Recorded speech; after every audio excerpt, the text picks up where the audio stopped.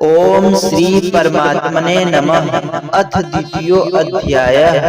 प्रथम अध्याय गीता की प्रवेशिका है, जिसमें प्रारंभ में पथिक को पतित होने वाले उलझनों का चित्रण है। लड़ने वाले संपूर्ण कौरव और पांडव हैं, किंतु संशय का पात्र मात्र अर्जुन है। अनुराग ही अर्जुन है। इष्ट के अनुरूप राग ही पथिक को क्षेत्र क्षेत्रज्ञ के संघर्ष के लिए प्रेरित करता है। अनुराग आरंभिक स्तर है। पूज्य महाराज जी कहा करते थे, सदगृहस्थ आश्रम में रहते हुए ग्लानि होने लगे, अश्रुपात होता हो, कंठ अवरुद्ध होता हो तो समझना कि यही से भजन आरंभ हो गया। अनुराग में यह सब कुछ आ जाता है। उसमें धर्म, नियम, सत्संग, भाव सभी विद्यमान होंगे। अनुराग के प्रथम चरण में पारिवारिक मोह बाधक बनता है।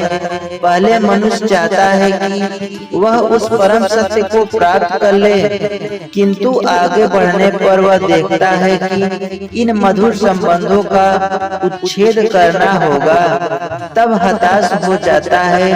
वह पहले से जो कुछ धर्म कर्म मानकर करता था, उतने में ही संतोष करने लगता है।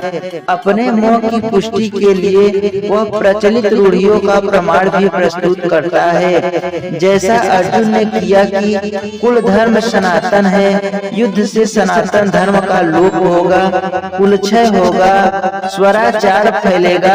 यह अर्जुन का उत्तर नहीं था, बल्कि सद्गुरु के सानिध्य से पूर्व अपनाई गई एक कुरीति मात्र थी।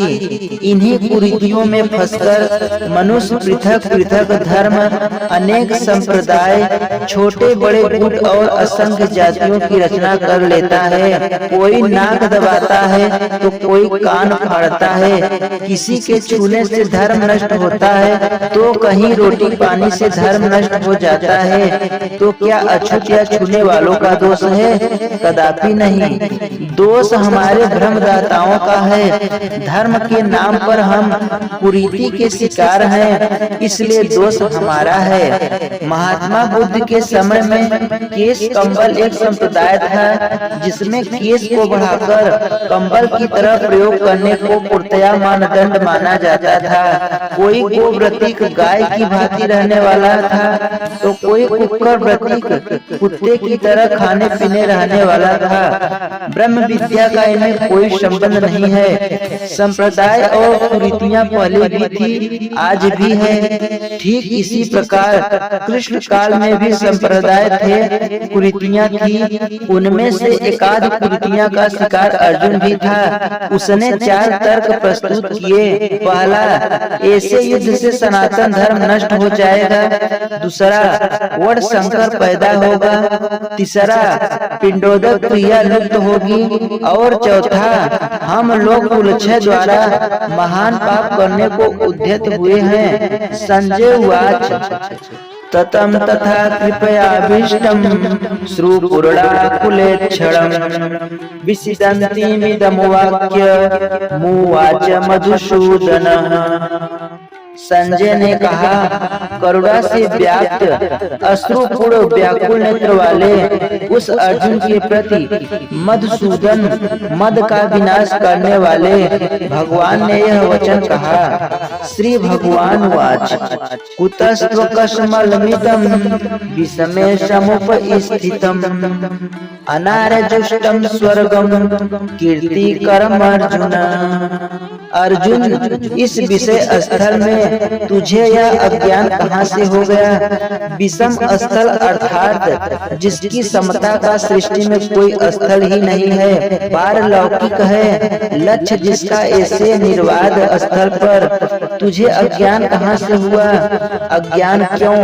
अर्जुन तो सनातन धर्म की रक्षा के लिए कटिबद्ध है। क्या सनातन धर्म की रक्षा के लिए प्राणपण से तत्पर होना अज्ञान है? श्री कृष्ण कहते हैं, हाँ, यह अज्ञान है। न तो संभावित पुरुषों द्वारा इसका आचरण किया गया है, न यह स्वर्ग ही देने वाला है, और न यह कीर्ति को ही करने वाला है। सन्मार्ग पर जो दृढ़ता पूर्वक आरूढ़ है उसे आर्य कहते हैं। गीता आर्य संहिता है। परिवार के लिए मरना मिटना यदि अज्ञान न होता तो महापुरुष उस पर अवश्य चले होते।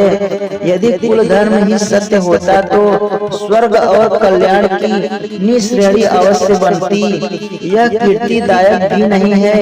मीरा भजन करने लगी तो लोग कहे मीरा भई बावरी, सास कहे कुलनासी रे। जिस परिवार कुल और मर्यादा के लिए मीरा की सास बिलख रही थी, आज उस कुलवंती सास को कोई नहीं जानता। मीरा को विश्व जानता है। ठीक इसी प्रकार परिवार के लिए जो परेशान है उनकी भी कीर्ति कब तक रहेगी। जिसमें कीर्ति नहीं, कल्याण नहीं, श्रेष्ठ पुरुषों ने भूलकर भी जिसका आचरण नहीं किया तो सिद्ध है कि वह अज्ञान है। अतः क्लैब्यम स्मगमः पार्थ नैतत्त्वयुपपद्यते क्षुद्रं हृदय दौर्बल्यं त्यक्तोत्तिष्ठ परन्तप। अर्जुन नपुंसकता को मत प्राप्त हो। क्या अर्जुन नपुंसक था? क्या आप पुरुष हैं? नपुंसक वह है जो पौरुष से हीन हो। सब अपनी समझ से पुरुषार्थ ही तो करते हैं। किसान रात दिन खून पसीना एक करके खेत में पुरुषार्थ ही तो करता है। कोई व्यापार में पुरुषार्थ करता है तो कोई पद का दुरुपयोग करके पुरुषार्थी बनता है। जीवन भर पुरुषार्थ करने पर भी खाली हाथ जाना पड़ता है। स्पष्ट है कि यह पुरुषार्थ नहीं है, शुद्ध पुरुषार्थ है आत्मदर्शन। गार्गी ने याज्ञवल्क्य से कहा, नपुंसक पुमान ज्ञेयो यो न व्यक्ति हृदय स्थितम पुरुषं प्रकाशं तमा नंदात्मानमव्ययम्। वह पुरुष होते हुए भी नपुंसक है जो हृदय स्थल आत्मा को नहीं पहचानता।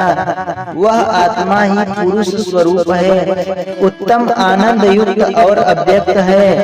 उसे पाने का प्रयास ही पौरुष है। अर्जुन तू नपुंसकता को न प्राप्त हो, यह तेरे योग्य नहीं है।